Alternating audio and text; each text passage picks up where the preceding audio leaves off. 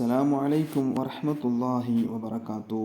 ഉമർ ഇസ്ലാം സ്വീകരിച്ച തൻ്റെ പെങ്ങളായ ഫാത്തിമയുടെ വീടിനടുത്തെത്തി. അകത്തുനിന്ന് എന്തോ ശബ്ദം കേൾക്കുന്നു. ശ്രദ്ധിച്ചു. വിശുദ്ധ ഖുർആൻ പാരായണം ചെയ്യുകയാണ്.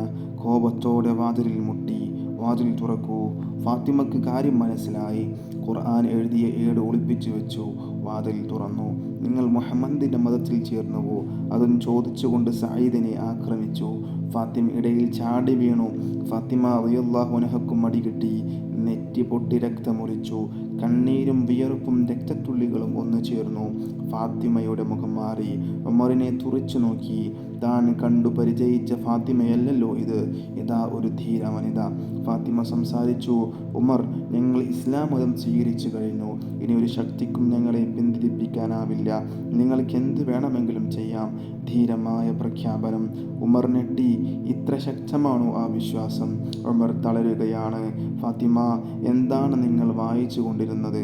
എന്നെ കൂടി കാണിക്കൂ, ഞാനതൊന്ന് വായിക്കട്ടെ. കുളിച്ച് ശുദ്ധിയായി വരൂ എന്ന് ഫാത്തിമ റളിയല്ലാഹു അൻഹ പറഞ്ഞു. ഉമർ പോയി കുളിച്ച് ശുദ്ധിയായി വന്നു. ഏട് കയ്യിൽ വാങ്ങി ആയത്തുകൾ ഓതാൻ തുടങ്ങി. മനസ്സിലേക്ക് തൗഹീദിൻ്റെ പ്രകാശം ശക്തമായി കടന്നു വരുന്നു.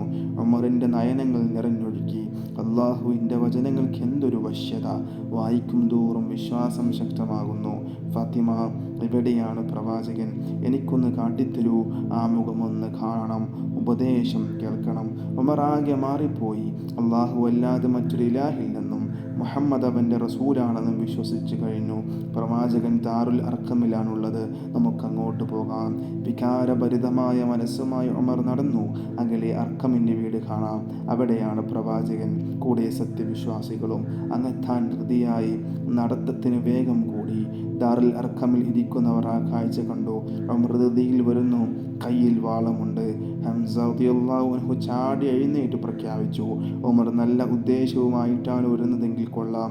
കുഴപ്പത്തിനാണ് വരുന്നതെങ്കിൽ ആ വാട് കൊണ്ട് തന്നെ ഞാൻ അവൻ്റെ കഥ കടിക്കും. ഉമർ വാതിൽക്കലെത്തി. പ്രവാചകൻ സ്വല്ലല്ലാഹു അലൈഹി വസല്ലം തങ്ങളുടെ അടുത്തേക്ക് ചെന്നു. വസ്ത്രത്തിൽ പിടിച്ചുകൊണ്ട് ചോദിച്ചു, എന്ത് ഉദ്ദേശത്തിലാണ് ഈ വരവ്? ഇസ്ലാം സ്വീകരിക്കാനാണ്. നബി സല്ലല്ലാഹു അലൈഹി വസല്ലം തങ്ങൾ ഷഹാദത്ത് കലിമ ചൊല്ലിക്കൊടുത്തു. സത്യവിശ്വാസികൾ ആഹ്ലാദപൂർവ്വം തക്ബീർ മുഴക്കി. അല്ലാഹു അക്ബർ, അല്ലാഹു അക്ബർ. ഹംസ റളിയല്ലാഹു അൻഹു ഇസ്ലാം മതത്തിൽ വന്നതിൻ്റെ 3-ാം ദിവസമാണ് ഈ സംഭവം. അല്ലാഹുവിൻ്റെ റസൂലേ, നാം സത്യദീനിൻ്റെ അനുയായികളല്ലേ? ഇസ്ലാം പരസ്യമായി പ്രചരിപ്പിക്കണം. നമുക്ക് കഅബയുടെ അടുത്തേക്ക് പോകാം. ആ അഭിപ്രായം സ്വീകരിക്കപ്പെട്ടു. 2 വരിയായി അവർ പുറപ്പെടുന്നു. ഒരു വരിയുടെ മുമ്പിൽ ഹംസ റളിയല്ലാഹു അൻഹുവും മറ്റേ വരിയുടെ മുമ്പിൽ ഉമർ റളിയല്ലാഹു അൻഹുവും. സത്യവിശ്വാസികൾ നീങ്ങി. തക്ബീർ ധ്വനികൾ മുഴങ്ങി. അവർ കഅബാലയത്തിനടുത്തെത്തി. ശിർക്കിൻ്റെ ശക്തികൾ പകച്ചു നോക്കുകയാണ്. അവർക്ക് സ്വന്തം കണ്ണുകളെ വിശ്വസിക്കാൻ പ്രയാസം. മുഹമ്മദിൻ്റെ തലയെടുക്കാൻ പോയ ആൾ ആ പ്രസ്ഥാനത്തിൻ്റെ ശക്തനായ വക്താവായി തിരിച്ചു വന്നിരിക്കുന്നു. ഇത് എന്ത് അതിശയം! ഖുറൈശികൾ പരസ്പരം നോക്കി. ഇതേവരെ സ്വീകരിച്ച മാർഗങ്ങൾ പോരാ. മക്കയുടെ യുവത്വങ്ങളാണ് മുഹമ്മദിൻ്റെ ഇരുവശത്തും നിലയുറപ്പിച്ചിരിക്കുന്നത്. എങ്ങനെ നേരിടും? ഖുറൈശികളുടെ മനസ്സിൽ വെപ്രാളം. അപ്പോഴും തക്ബീർ ധ്വനികൾ കാതുകളിൽ അലയടിക്കുന്നു. അല്ലാഹു അക്ബർ, അല്ലാഹു അക്ബർ.